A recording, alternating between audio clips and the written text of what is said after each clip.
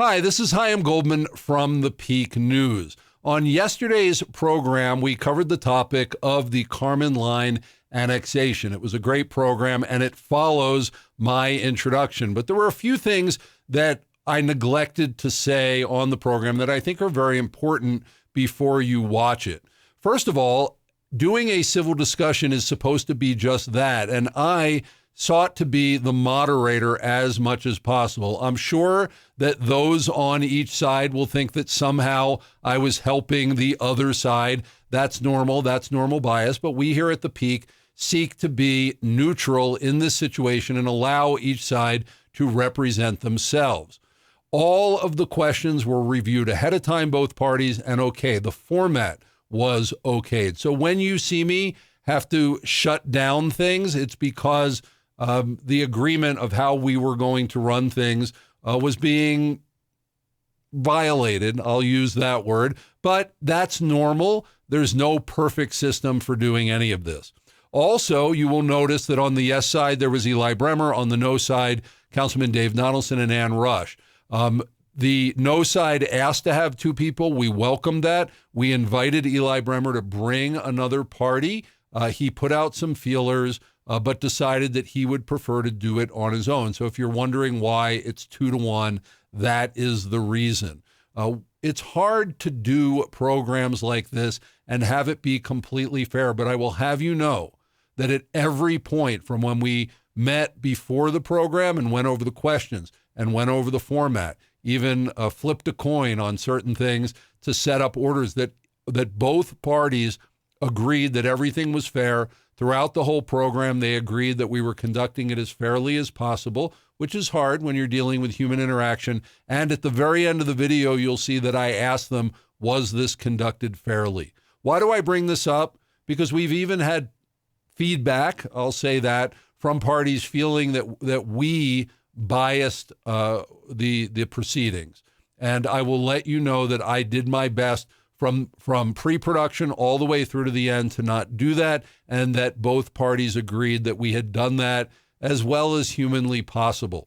What was really also interesting, I'll say in conclusion, is we didn't plan for the fact that while we are doing the live feed, when we went to commercial, that was an open area for discussion. And so you will see that during the breaks, what didn't go out on the radio was a lot of extra content. So we have edited the video to make the complete production. Where you see some slight edits, it's because nothing was going on, nothing was being said, and so we decided to tighten it up.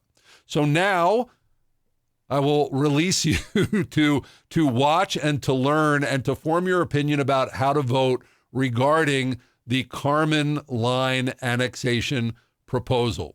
Thank you for watching The Peak.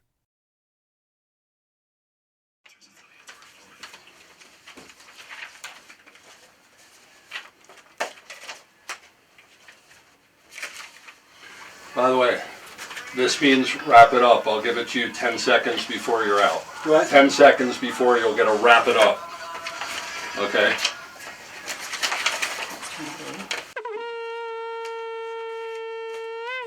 Welcome to the Peak News. I'm Chaim Goldman, the Watchman. You're listening to us on AM 1460 and FM 101.1, The Answer. Welcome to the Peak, where we say the quiet stuff out loud. We are hyper-local news talk for the Pikes Peak region, and so happy to have you joining us on Tuesdays, which is always our government and politics day. And we are having, what I love to do here is one of our civil discussions. What is a civil discussion? Well, it's sort of like a debate, but we don't want a debate because we're neighbors and we're all in this together. And so we don't want more divisiveness. And we actually, as a society, very much need to learn how to have civil discussions again. So it does have, and I will explain a little bit later, what the rules are of this, but we are going to keep it civil. That's my job as the moderator here. And what is the topic of today? Well, it's the Karman Line Annexation, the initiative, the project that is on the ballot right now, that if you live in municipal Colorado Springs, you have the opportunity to vote on. You should have gotten your ballot and vote on it before June 17th. So we have with us in the studio today a proponent of the initiative, of the ordinance, and two who are against it. We have Eli Bremer, who is a founding partner of the development project, and we have on the yes side, and we have on the no side, City Councilman Dave Donelson and Ballot Initiative Registered Agent Ann Rush. And again, this civil discussion is regarding the Karman Line Annexation. So Eli, Dave, Ann, thanks so much for being on the Peak. Thank you. Thank you. So very quickly, I'm going to read a statement regarding this ordinance. This was all agreed upon. We'll let you know in the next segment, what all the rules are, but all of this has been agreed upon to have a civil discussion. So the proposed ordinance to annex 1,900 acres of ranch land near Schriever Space Force Base into Colorado Springs city limits was first passed by City Council on by a 7-2 vote conducted January 28th of this year. Opposition to the annexation project organized a petition drive to attempt to return the decision to the voters in a ballot question called a referendum. After the committee successfully collected over 18,000 valid signatures, the annexation question was returned to the City Council for a vote to refer it to the ballot. By passing the measure, the ordinance was then referred to the voters in a special election to be completed June 17th. And then, if I have all of my crazy notes in front of me here, I will read the ordinance in the next segment because I don't seem to have. Oh, here we go.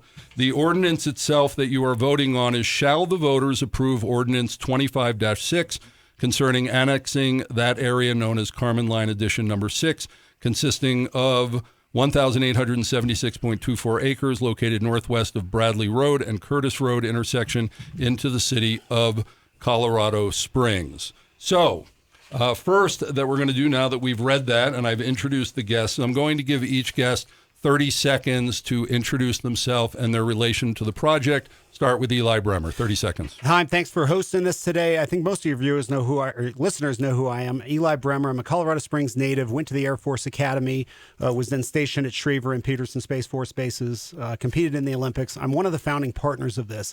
I'm excited to have this conversation today because I think most of your folks know I love standing for objective truth. I'm a born-again Christian, and I believe that truth matters. I think I've stood against men competing in women's sports, and in the same way, I want to talk about the truth today, and so I'm excited to have this discussion. City Councilman Dave Donelson.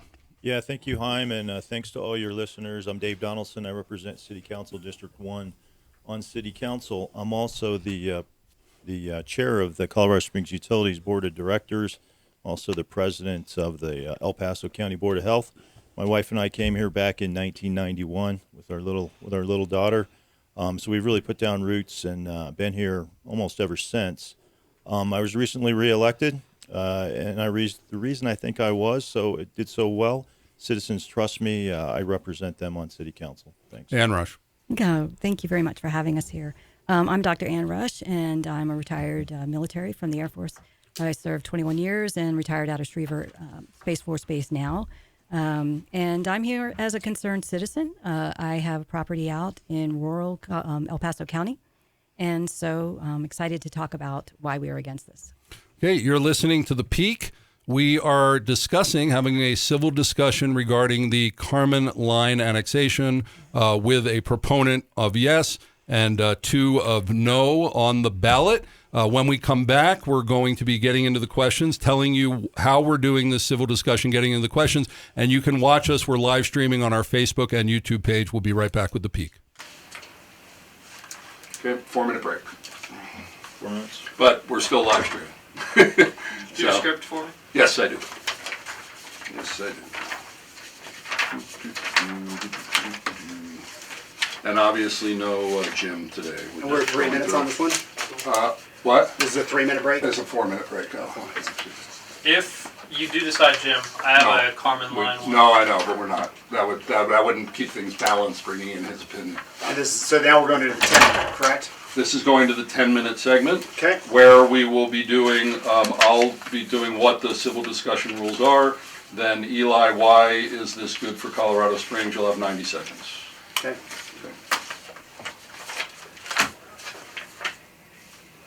Okay. Does anybody need water, coffee, anything? I'm going to grab myself a water. Good. You're all good? Okay.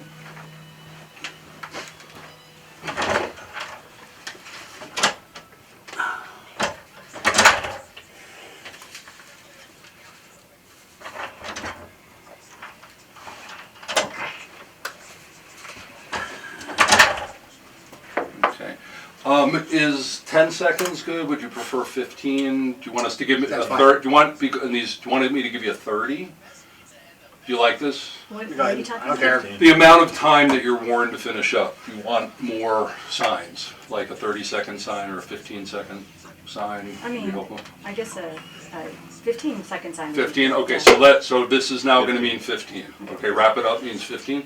Okay, cool. Okay, we're back in about a minute.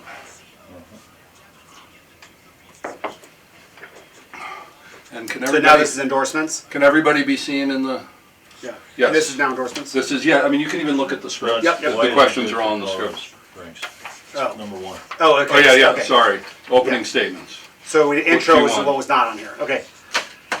So I'm Well, going again, first. if you go to the script, you'll see it more. Those were for you to review, but this is the actual script. I gave you a script, Okay. right? Did I not give you a script? Maybe. You did. I did, right? Yeah, okay, got it. Thank you. Okay, so we're on segment 2 Got it. of the script. You're very organized here, hon. I try. That's radio. It's tight. Speak quickly and also know that it's just voice. So it should be a little over the top because your voice has to carry everything. So just think about that. If you sound chill, it'll come out sleepy on the other end. So generally push a little more presence on the radio. I know, Dave, you only do chill. I know you're looking at me like, what is that like? But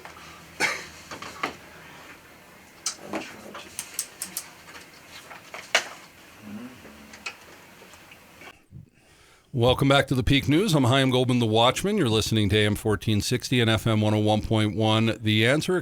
It's Government and Politics Day, and we are taking on the Karman Line Annexation, really controversy, very controversial subject here in the Springs. It's gone to a vote from a ballot initiative, an ordinance proposal. And you, if you live in Colorado Springs, you have an opportunity to vote on this until June 17th. We have as our guest today on the program, who on the yes side of the ordinance, Eli Bremer, founding partner of the development project. On the no side, City Councilman Dave Donelson and ballot initiative registered agent Ann Rush. And what we do here on the Peak is we have civil discussions, not debates. It's formatted like a debate. We're seeking to give equal time, going back and forth, trading off. All of the questions have been discussed and agreed on ahead of time by all parties, and this is going to be timed as we go throughout. So this is a public service from us, the Peak, to you, because people are wondering, how should I vote on this?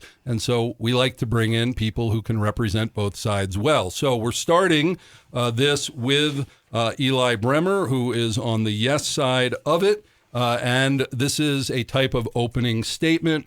Eli, why is this ordinance, why is this project of the Karman Line Annexation good for Colorado Springs? 90 seconds. Well, Chaim, after I graduated the Air Force Academy, I got stationed at Schriever, and every day I would drive out Highway 94.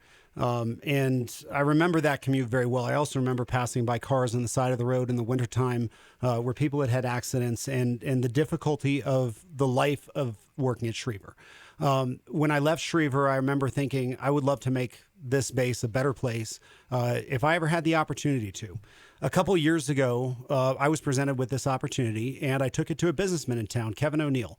He's a major defense contractor, and I said, Kevin, I think we could really use a lot more amenities around Schriever and between Schriever and Peterson. He's a major defense contractor. He brings a lot of jobs to town. He agreed with it. So we moved ahead to form the Karman Line project. Karman Line is situated in between Peterson and Schriever, and it will provide amenities to both of those Space Force bases. Both of those bases are growing, not just because of Space Force, but also because of the Golden Dome, which is expected to bring $170 billion. Some of that's going to come to Colorado Springs. It's going to have an incredibly positive impact on our city. The independent city study showed about $50 million coming in, creating 30,000 jobs, and having a very sustainable water future. It's a good policy for water, and it will also help with the eventual development of the Bostrom Reservoir, which is adjacent to the development. So it's literally across the street from city-owned land today, and it'll help Schriever and Peterson. Dave Donelson, and we're going to Ann. And Ann, well, I'll ask both. Dave Donelson, Ann Rush, why do you feel this is not good? The Karman Line extension is not good for Colorado Springs. 90 seconds. Thank you. Well, first, this discussion is not about Karman Line development. It is about annexing the Karman Line parcel into Colorado Springs. And that's what this whole election is all about, is whether or not this parcel of land should become a part of Colorado Springs. And our pushback is simple. It's not smart growth. It's an illogical extension. It requires a flagpole annexation, which is highly looked down upon by all city government representatives, where it's this thin strip of land on Bradley Road, 3.6 miles out to the actual ranch land parcel. There is a cost that CSU has touted that it's anywhere from $89.9 million to $139 million that is going to be required to be paid by the citizens of Colorado Springs who use CSU's utilities. So, those are the really big pushbacks there. The other thing, too, is where will Colorado Springs get the water? They're already at a 34,000 acre-foot deficit, and this will add on to it. And I think Dave is going to talk more about that in the future there. It's also talking about the housing needs right now, since you brought that up. We have many housing developments going on right now along Bradley and Mark Sheffel. And so I think we're going to talk more about that in our discussion. And can I just quickly correct, because that was no. Okay, because what she said about it was just demonstrably not true. It's the developer has to pay. So I just want to correct that. Okay, but that's not utilities. That is not true. But we're not doing this, and we can do that during your time. Okay, but no, please don't interrupt again. Okay. Okay. Second question. This is regarding endorsements, and we'll be starting with the no side this time. Who on each side is supporting the yes and no campaigns? It's been framed in the campaign literature as some kind of partisan issue or maybe a developer rivalry. Is it really what that's about? Is that really what it's about? Well, We're going to Ann Rush. Yeah, okay. And I'm really glad that you're asking that question, because I've been saying this time and time again. This started out with our community out by Schriever Air Force Base, or Space Force Base, excuse me. And it was citizens that got word that this annexation was going to happen. And we're like, oh, wait a minute, we don't want Colorado Springs out here. I mean, that's the honest truth. And so we had community meetings. We went to the planning meeting that lost by a score of 4-3. And then we went to the planning meetings time and time again. We had our first community hall meeting where I said, guys, if we need to take this to the petition. Are you guys up for that? And they said, absolutely. And so from the word go, on January 14th, I told the city council members that we highly encouraged you to vote no on this annexation. And if not, we would do what it took to put it on a petition and give it to the people to make that decision, because we think that the citizens of Colorado Springs, and actually our efforts during the petition validated that, because we had over 31,000 people in less than 2 weeks sign this petition. I mean, they were eager to come in there. They were asking us, where are the petitioners? We want to go sign this or whatever, because they were just so furious with the city not taking care of what was going on in the city. And so all of this happens, mainly from the people. Okay, you get 15 seconds when I signal you on that. Okay. So you have another 5 seconds. Oh, I thought I was done. I'm sorry. No, this is 15. Oh, okay. Quick, finish up. All right. So I'm just going to say that right now, this is a citizens movement. Absolutely. Did we have to get sponsorships and all of that stuff? Absolutely. But we had over 78 individuals who gave money and time and that kind of thing to this. Okay. Eli, same question. Who is on the yes side of the campaign? It's being framed in campaign literature as some kind of partisan issue, maybe a developer rivalry. Is that what this is really about? 90 seconds. No, we've been very transparent. I'm a founding partner, Kevin O'Neill, several other local people. Back to objective truth, and this is your campaign finance report that shows that you raised $900, and yet $450,000 was publicly reported as hiring the petitioners.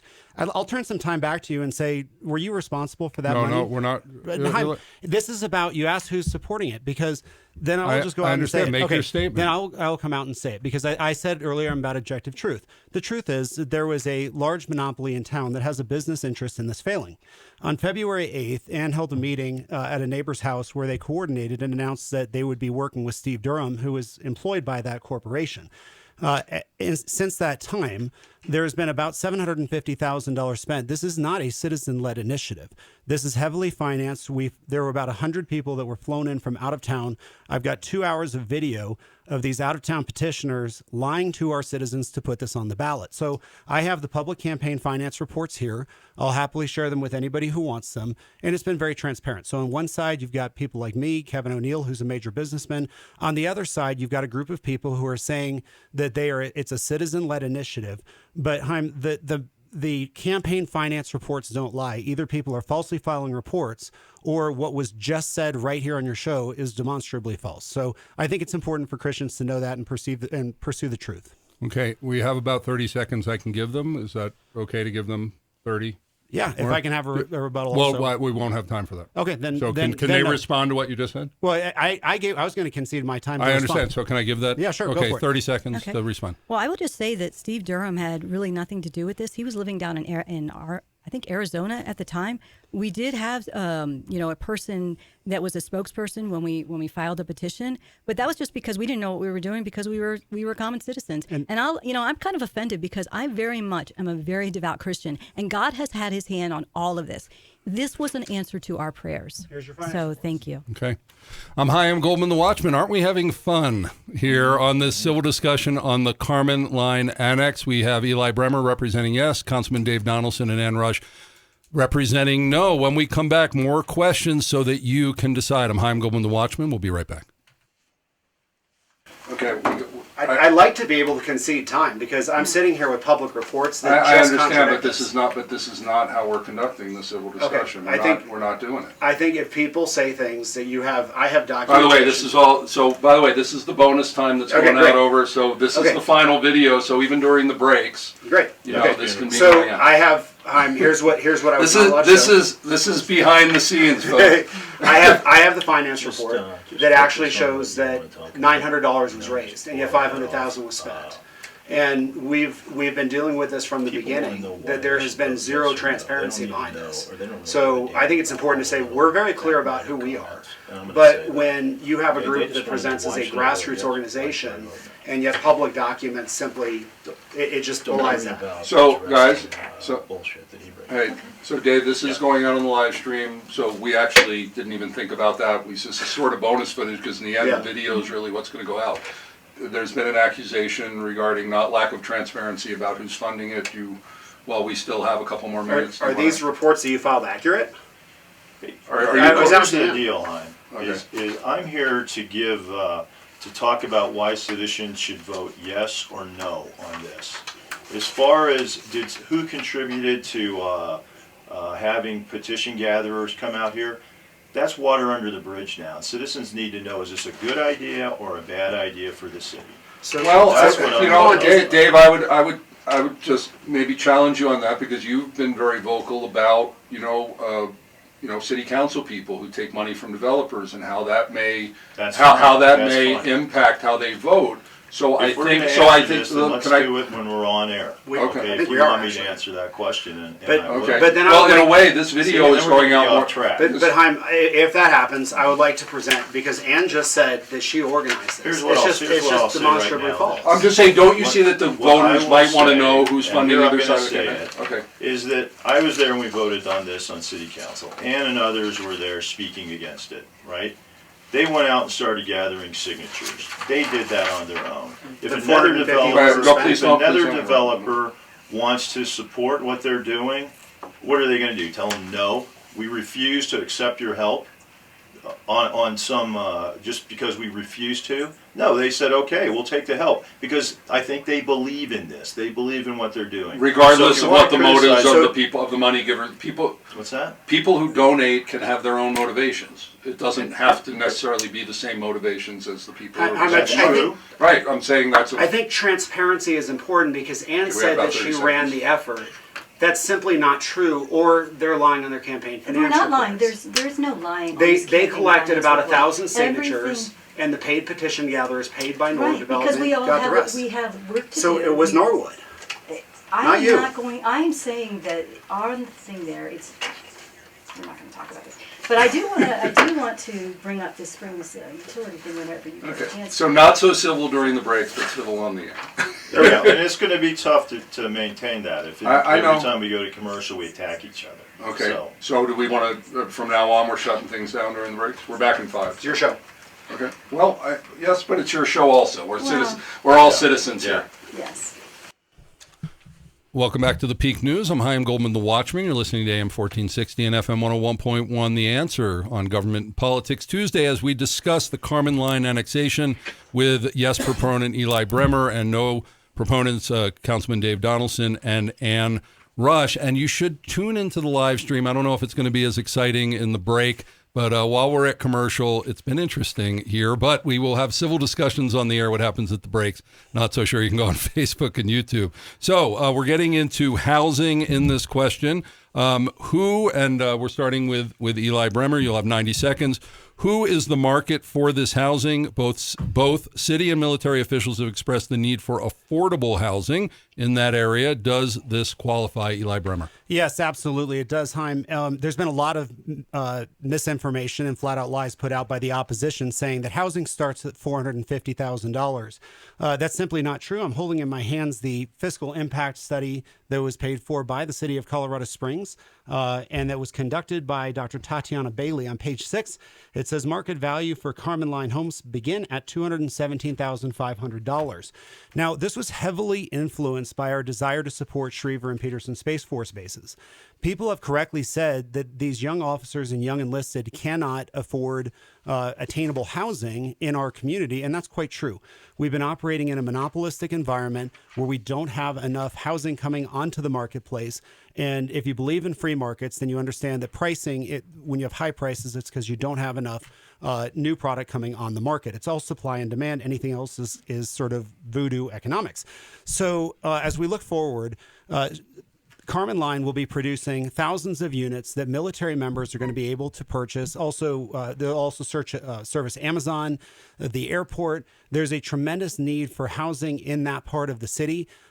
This is a master plan community that will meet that housing need. It'll have a variety of housing options there. It'll also have new schools, new shopping centers, churches, parks, playgrounds, all that kind of stuff. So it's a master plan community that'll be a great place for military members to live, work, and play affordably. Councilman Dave Donelson, who do you believe is the market for this housing? And both city and military officials have expressed the need for affordable housing. Do you believe this qualifies? Yeah, thanks, Chaim. No, I don't think this will work for junior enlisted service members at Schriever or anywhere else. And I have here, I'm holding the letter from the Space Base Delta One commander, Colonel Cluck, and he did something unusual. He sent out a memo on the 21st of May, which they usually don't do that. And what he talks about in this memo is how they're concerned about encroachment on Schriever and other military facilities, but Schriever especially. Why are they worried about that? Because they put it out there for a reason originally when it was built. It was built miles and miles away from the city because of the mission they do out there. So the only thing that's underlined in this whole memorandum is he says, community support remains essential to our success. Affordable and appropriate housing for our, this is underlined, junior service members, lower wage grade, and civil service employees is crucial. And then he goes on and says some other stuff about housing there. I got a text message yesterday from the proponents of the Karman Line annexation saying the housing would start in the 200,000s. So I checked in, and I'm almost running out of time, but I checked in with our planning department today. The city didn't pay for that study. I believe it was the developer that paid for the study. But in the study, it says that single-family attached property market is 400,000, small lot single-family properties 500,000, traditional suburban properties 650,000. Okay, we're at it. Estates 1.5 million. So it's not going to be for junior enlisted. Okay. He took another 10 seconds. Do you want to take another 10 seconds quick, Eli? Yes. Dave, is this the fiscal impact study the city of Colorado Springs conducted? We'll keep going, Chaim. Okay, so he handed over. You can see on the live stream this fiscal study. We were required. You have 10 seconds. We were required to submit the funding, but the city paid for it and had and was the contractor. They are the official buyer of this. So it was paid for by the Karman Line. That's not important. What is important, my understanding is the $200,000 amount in there is for multifamily, like apartment units. Why does it need to be in there? Because we have to tax that. So we're going to tax it at 217. Okay. They're not going to be selling houses. Has anyone seen a house for 200,000 in El Paso County? Okay. I'm Chaim Goldman, the Watchman. We're having a civil discussion of sorts about the Karman Line Annex with developer Eli Bremer, City Councilman Dave Donelson, and other proponent Ann Rush. We'll be back with more questions. You're listening to The Peak. How long is this one? The next one, I asked Kevin Walker about this today. And the 200,000. This is just a 2-minute break. Okay.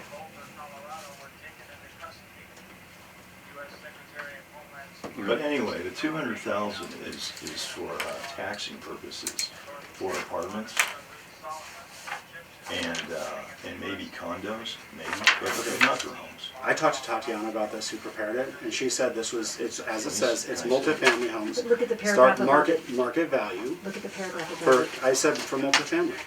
Well, what is a look at the paragraph multifamily above it. home? It's got the definition. It's a townhome, it's a duplex, or it's a condo. That's the definition legally of multifamily. We had nothing to do with this report. It's a fee that's charged to this means the 15 developer. seconds. That is a I think pass-through. when he reached out, I thought he was saying I was done, and so that's why I stopped. So I thought Dave was telling me, so sorry. No, I just want you to I make talked to sure so we Tatiana don't get about it. confused. She told me this is Yeah, what no it worries. means. 1 minute. We're back. We'll have to see. I can show you what this report says about actual homes.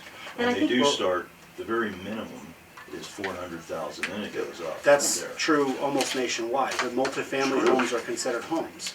And if you're a junior enlisted or a junior officer, that's Yeah, but basically, not with a family. that's, not with I'm a sorry, family. but that's what you're in the Your market O1s for through, now. their E1s through E4s, if they're living on base and they're single, they're gonna live on base in the dorms. That's If correct. they have a family, they're gonna need housing off base. And that's A- typically a apartments, condominium that's that- typically apartments. Not if they have children. That's No. the standard. It's, I was in E1, I know, so. Okay, back in 15. Welcome back to the Peak News. We are rocking this town and saying the quiet stuff out loud regarding the Karman Line Annexation ballot initiative. How are you going to vote? If you have until June 17th to decide on this annexation ballot initiative. And we have in the studio today, yes proponent and founding partner of the development project, Eli Bremer, and no proponent, City Councilman Dave Donelson, and ballot initiative registered agent Ann Rush. And we are having a civil discussion as much as we can. It's sort of like a debate, but without the shouting, hopefully. So next question, and this is going to Dave Donelson to begin with. This is regarding water. Where will the water for the development and the proposed Bostrom Reservoir come from, and who is paying for the utilities infrastructure? You have 2 minutes. Okay. So thanks again, Chaim. 2 minutes, right? Yeah. The water for the Bostrom Reservoir. Well, we'll start with, I got a text message yesterday, again, I think it was the same text message, and it says we have 450,000, we have the rights to 450,000 acre feet of water per year. False. We do not have those rights. We have a right to store that much water, which we don't have, and we'll really essentially never get that. We have the paper rights for 250,000 acre feet, which we've never gotten, right? Because you can't get water that's not there. You can't get water out of the Colorado River that's not there. The most we've ever gotten is 145,000 acre feet on the biggest year. The lowest year was 50,000 acre feet. That's less than we use in Colorado Springs. That's why we have reservoirs to hold water for those low years. The Bostrom Reservoir, which in the commercials they say, I saw a commercial this morning or heard it, I can't remember. It's kind of like going to come along with the annexation. If you vote yes on this, you're going to get the Bostrom Reservoir. Not true. The Bostrom Reservoir at the earliest is 20 years away. It may never happen if we don't get further agreements with the ranchers and farmers down on the lower Arkansas River. And those guys, Jack Goebel is one, came up here when we had the hearings and voted on this. They're very concerned with Colorado Springs growing with flagpole annexations. They thought they were agreeing to help us if we were going to grow within our current city boundaries. They were going to help us acquire some more water rights to build out the current boundaries. Now that we're flagpole annexing roughly 2,000 acres into the city, that can affect our ability to get more water for the city of Colorado Springs. It's a fact that we are short about 34,000 to 40,000 acre feet to build out what we have now inside the city. Eli Bremer, where will the water for the development in Bostrom Reservoir come from, and who is paying for the utilities infrastructure? 2 minutes. Who's paying for the utilities infrastructure? Easy. It's the development has to pay for it. I'm handing Councilman Donelson the official report from Colorado Springs Utilities, which I think he's now seen. It is not just water storage. I spoke yesterday to one of the preeminent water experts in the state, Dave Merritt, about this. Water is very confusing. Colorado Springs, from all appearances, and according to this document that I got from Colorado Springs Utilities, says they own 454,000 acre feet. Councilman Donelson is correct that not all that is what's called wet water, but he referred to the Colorado River Basin and then immediately switched over to the Arkansas River, which is a little bit of a non sequitur. Okay, I took a long time for me to understand the water, and it's really easy for people to throw these numbers around. But the truth of the matter is, we own a tremendous amount of water, enough to fill up the Bostrom Reservoir. In fact, I've got a post here from City Council just a few years ago talking about the Bostrom Reservoir and how they're looking forward to bringing it to fruition. So the water is there. The infrastructure to bring it in so far is not. Now, Councilman Donelson referred to having plenty of land inside the city. We do. We have 18,000 acres, and it's actually owned by the entity that's funding Ann Rush and her organization, which is why they're interested. They want to build about 70,000 homes in that area. And so there does not seem to be, on the one side, concern that's the build out that Councilman Donelson was talking about with 70,000 homes, that we probably need some more water over the next 75 to 100 years while that comes to fruition. But we're talking about 6,000 homes. So there's a lot of like smoke and mirrors going on here, because the truth of the matter is, when Colorado Springs acquires more water, they'll bring it to Colorado Springs. They'll actually use that water once, and about 85% of it gets sent back down the Arkansas River to those lower Arkansas communities. So this is a complex issue, but when you dig down into it, it's simply easy to see that people are using this issue just for their own economic means, and the numbers are the numbers. We have 454,000 acre feet of water that the city owns, and I think it's about time we start using that. Next question regarding the military. We're starting with Eli Bremer. And everyone here, all three guests are former military, active duty. Active duty? Yes. Yes. Okay. Are you, Eli, are you concerned that this development of the Karman Line Annex will have a negative impact on the operations of both the Schriever and Peterson Space Force bases, especially in light of the federal government considering moving Space Force out of Colorado? You have 2 minutes. I think that's a great question. I have actually met with the leadership of Schriever. I'll ask the question, Ann or Dave, have either of you personally met with the Space Force commanders and leadership about this issue officially? I didn't know this was Yeah, going to this take wasn't. place. Okay, We went I'm through sorry, this. because Councilman Donelson has represented that the military is opposed to it. I have actually met with the Space Delta leadership.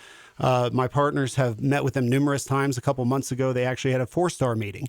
Karman Line was crafted not against the military, but frankly with tremendous input. There is a reason why we have put the lowest cost housing the closest to Schriever, and also commercial. I actually sat with the commander out at Peterson and had an official meeting on this, where he said, Eli, what we really need is we need housing for our junior enlisted and our junior officers. We need a gas station that is nearby the base. We need groceries. We need amenities near the base. That is the number one thing we need. If you look at this from a normal development point of view, it's completely illogical, because you should start farther west and build to the east.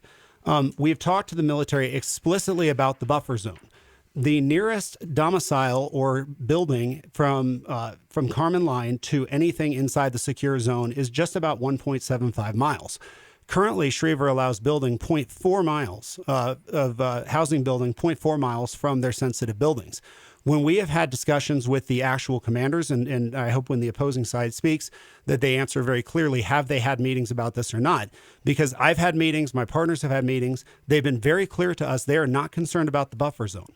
They said that we have taken care of the buffer zone, but what we need is attainable housing for our young people. We need commercial properties, and we need it built as soon as possible for both Space Command as well as the Golden Dome. Who's taking this question? I am. Ann Rush, again, military. Are you concerned that this development will have a negative impact on the operations of both Schriever and Peterson Air Force bases, especially in light of the federal government considering moving Space Force out of Colorado Springs? You have 2 minutes.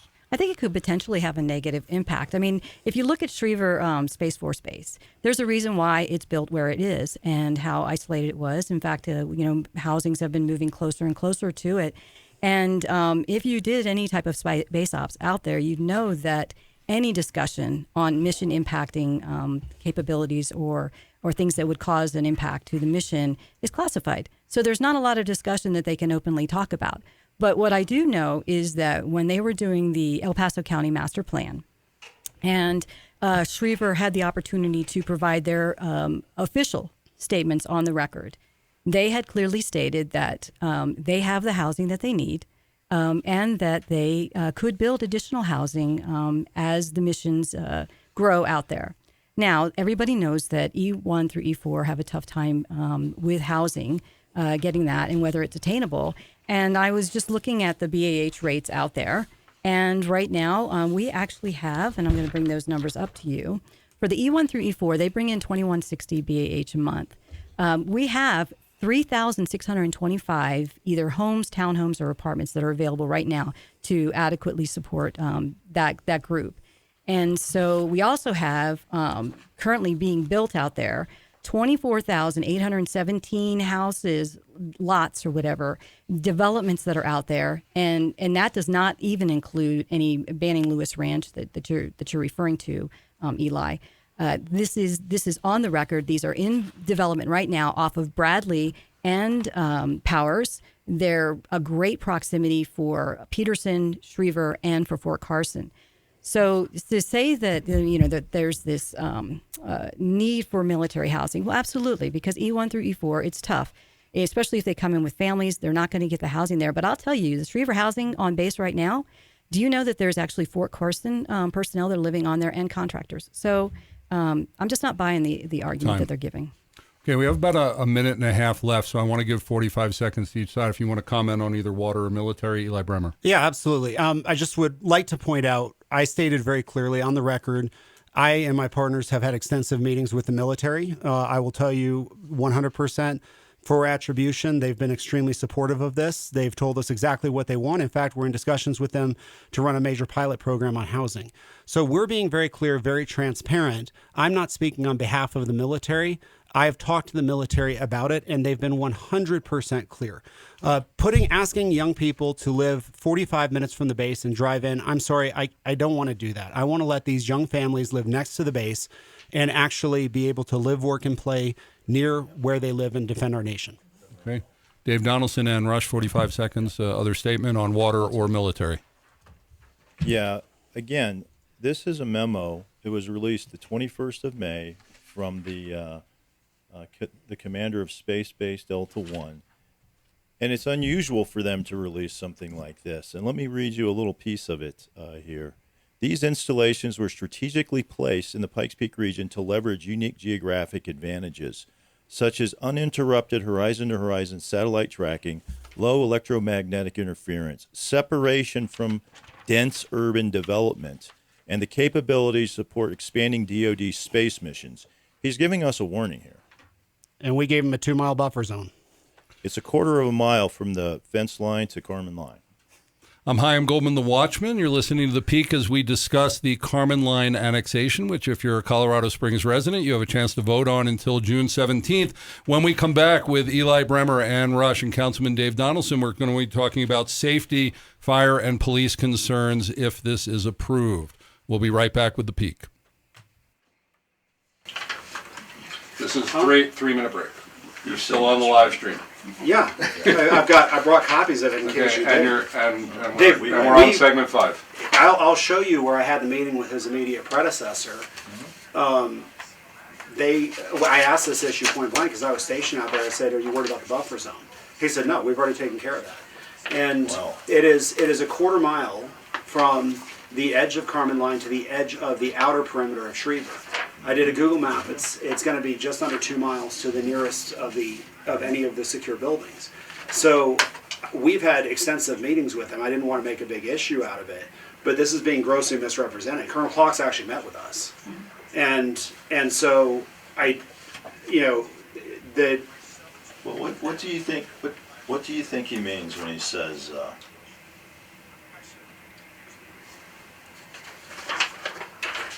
He to says, preserve mission capability, the DoD employs tools like REPI, and we engage with state and local partners through mechanisms such as CRS, blah, blah, which mandates military review of developments within 2 miles of an installation. But it doesn't happen with annexations, right? It waits for a development plan. yes, and they will, and they have been very clear about what they wanted to see close by. They don't have any MILCON funds. Okay, now if we want to talk about this on air, I'll talk about it on air. But one of the problems that they're facing right now is because of the CRs that are going on, they can only rent things, they can't buy them. And so they begged us, they said, please put commercial as close to the base as possible. And I said, are you concerned about the buffer zone? And they said, no, we've already taken care of the buffer zone, but we need to move some of the less secure things off-site, and we can't move it near Peterson. So they said, how fast can you build commercial that we can lease from you? They're also super worried that they've got 7,000 vehicles a day driving in, and they want to cut that down by having people take scooters and e-bikes in. I mean, we've had this level of discussion. Back in under a minute. Okay, this is not, I'm not winging it. By the way, speak up so it's all on the live stream so you get represented. So we've had extensive meetings with the actual leadership to the point of them saying, if you can take some of the 7,000 cars off of the parking lot and put them on scooters because they're that close, that would be hugely beneficial. The cars themselves are becoming a major issue, and like I said, because of the MILCON fund issue, they want private money to build commercial infrastructure as close as possible to rent. Why don't they build a parking lot outside the perimeter and just have people hop on the bus, bring the bus in? She worked out there. It doesn't matter. It was 15 minutes for me from when I got off. You guys 10 seconds. It's still just they still have a shuttle out there. But they don't have the funds to build inside the perimeter. It's the main thing. Okay. Welcome back to The Peak. This is our final segment regarding the Karman Line annexation. We're going to be talking about safety and then final statements. We are here discussing it with yes proponent and founding partner of the development project, Eli Bremer, and no proponent, City Councilman Dave Donelson, and ballot initiative registered agent Ann Rush. So this question is going to Dave Donelson to begin with safety.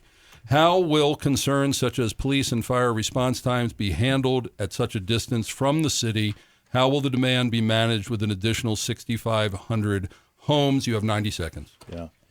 And so I think this is a real concern. You hear citizens talking about this. Our response times have gotten extremely long, like 24 minutes, I believe, for some of the most urgent calls.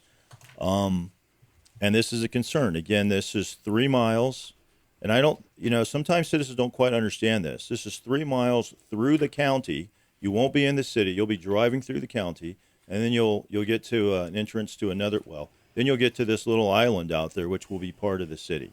So in the future, there could be a police station out there and police officers out there.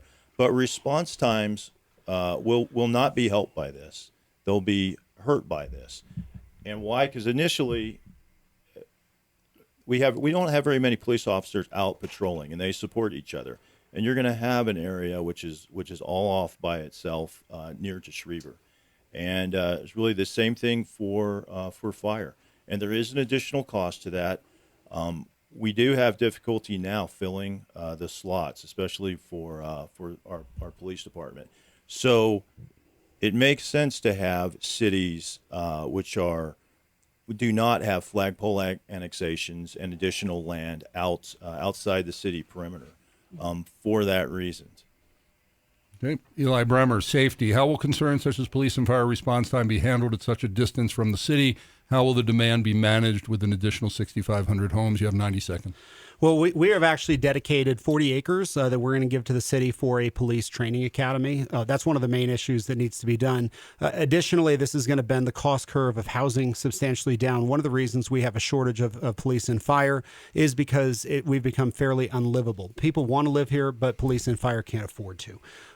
Master plan communities like this are always going to be safer. They're always architected a lot better than when you have these small 20, 30 acre developments that glob onto the side of the city.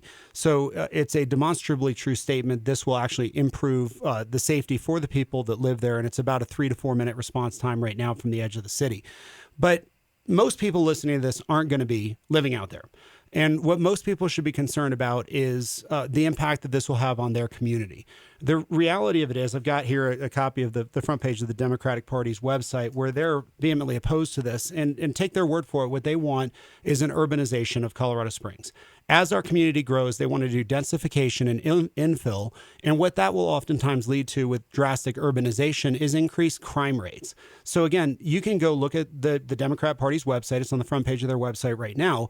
And ask yourself the question, do you want to change your single family zoning into multifamily? Because that's one of the other alternatives that the opponents are pushing for is greater infill and densification inside the city. And again, go to the El Paso County Democrats website, and it's right on the front page. Well, that was our final question. We're now going to be going to final statements. You are listening to the Peak News as we discuss the Karman Line annexation with developer Eli Bremer, Councilman Dave Donelson, and other proponent registered agent for this ballot initiative that you are voting for before June 17th. Make sure to do that. Get our research, more research, anything that you can.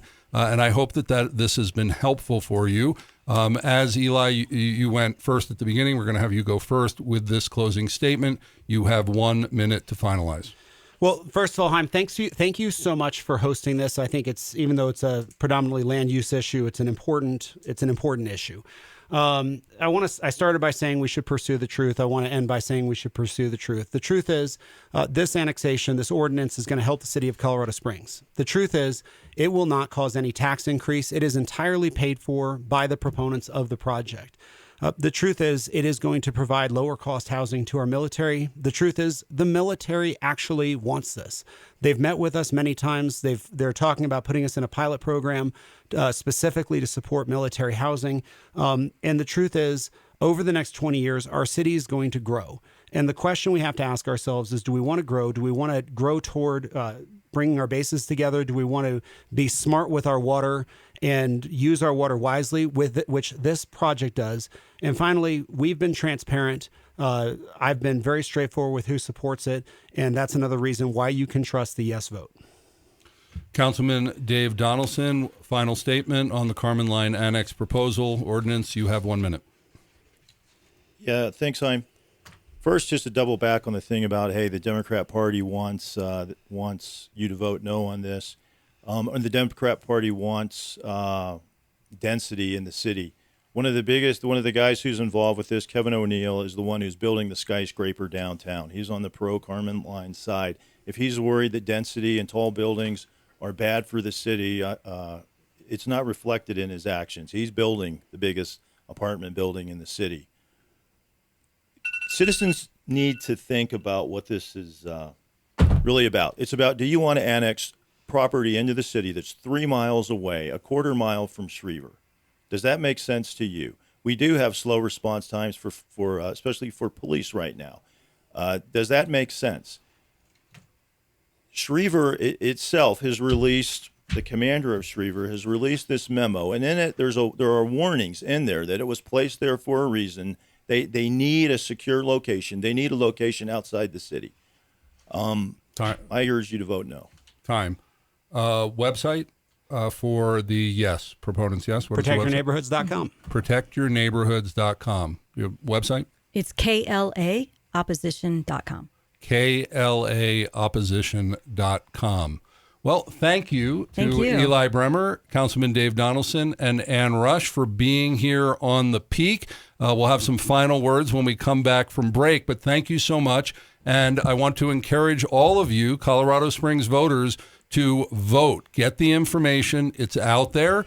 And use your own mind. Don't let people tell you how to think or how to vote. Figure this out for yourself. I'm Chaim Goldman, the Watchman. You're listening to The Peak, where we say the quiet stuff out loud, and we'll be right back. You have 3 minutes here? This is a 3-minute break. But when we come back, I you're basically just close yeah. the show. But you got 3 minutes of live stream if you guys want to keep going. Thank you. I think overall that was good. This is hard to do. Yeah. It's hard to do Yeah. with the limited time of radio and everything, but I think we did it. Good. So Thank you for hosting. I think it was. Yeah, absolutely. So if you could just stick around until we're done. Yeah. And so I don't have an empty room on the video. Thank you, everybody. So again, so I can give the website. Again, yes is what? Protect Your Neighborhoods. Protect Your Neighborhoods, plural. Yeah, .com. .com and KLAopposition.com. KLAopposition.com. I'm sorry, did I say plural or singular? It's singular. Protect Your Neighborhood. Neighborhood, protect your neighborhood. Okay, just want to make sure I got that right. Yep. So, and just so you know, one of the residents did talk to Colonel Clock on May 9th and got feedback that he was pretty much opposed to what was going on with this. So I didn't, I wasn't part of the conversation, so I didn't want to bring it on the air because I didn't have personal knowledge of what exactly was said, but this was just texted to me. So. Well, I think he has every ability to come out and say that, but that is different from what the 4-star General over Space Force has said. That's different than we're getting from senior leadership in Washington, D.C. Yeah, but Washington, D.C. and a 4-star is not representing Schriever Space Force Base. Actually, it's their asset.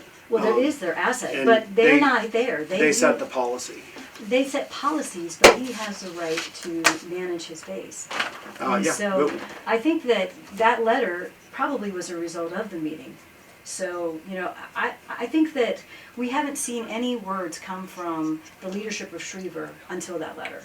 And the fact that they outwardly spoke about it says something. And as a space operator, that they can't talk about things that are sensitive. I was a Everything contracting is- officer, actually, but yeah. Oh, you were a contractor? Yeah, I was a buyer. Oh, okay. And so I had to deal with the high cost of living here. Yeah. But and I did too. I've sat in with the Space Delta commander personally. Well, And okay. and I had it was This about one? This The new one? no Colonel the predecessor, but Okay, so- Kevin sat down with Clock and with the 4-star. And as you know, if a colonel says something and a 4-star has a different opinion, the 4-star's opinion is what's there. And we have brought this up very specifically about the boundary. It is almost 2 miles from the nearest Hey operational guys, building. we're back in 10 seconds. Thanks for joining us for another episode of The Peak. We love to do these civil discussions. This is really why we exist. We really want you talking. Nobody should be silenced. The voices should get out there. There should be no censorship, and we want you to say the quiet stuff out loud. So join us as a citizen journalist, as an intern. We have James as an intern running the board here at Salem. We have guests, we have sponsors. You can be involved and help us say the quiet stuff out loud about all the issues in town. And so thank you again to Eli Bremer, Dave Donelson, and Ann Rush for being on today. Please make sure to vote if you are eligible to do so by June 17th. The websites for that, again, for the yes side is protectyourneighborhood.com, protectyourneighborhood.com on the no side, KLAopposition.com. What are we doing tomorrow here on The Peak? Well, we're going to be featuring Peak Investigates and our #1 investigative journalist, Jordan Baldwin. He's going to be doing a report on this ongoing hate crime hoax story here in town after the trial and conviction of those who perpetrated the hoax. But this also involves our mayor. It goes much deeper. And guess what? It's June. It's Pride Month again. And so we're wondering, how is that going to play out here in Colorado Springs? And guess what? It's related to the other story, too. It's amazing how all these things are tangled together when you go investigate them. Now stay tuned for the Larry Elder Show coming up next on AM 1460 and FM 101.1, The Answer. Check out our now 250 podcasts on our website, thepeak.news. The Peak, we say the quiet stuff out loud, and with your help, we're saying it even louder and louder and louder. Please share this program with those who you know need to vote also. I'm Chaim Goldman, the Watchman. You're listening to The Peak for such a time as this. Shalom.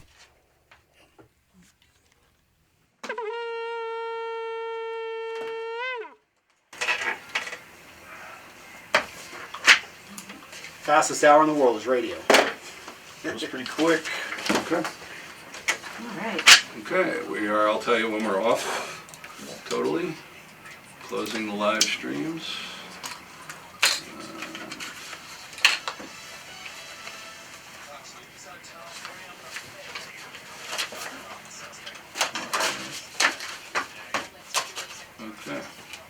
Okay. And it's Thank you very much. Thank you. About just fair? Fair enough? No, I think you did a great job. Sure, thank you. You can't do anything different. That 450,000 acre feet, though, is we have decreed rights to store that.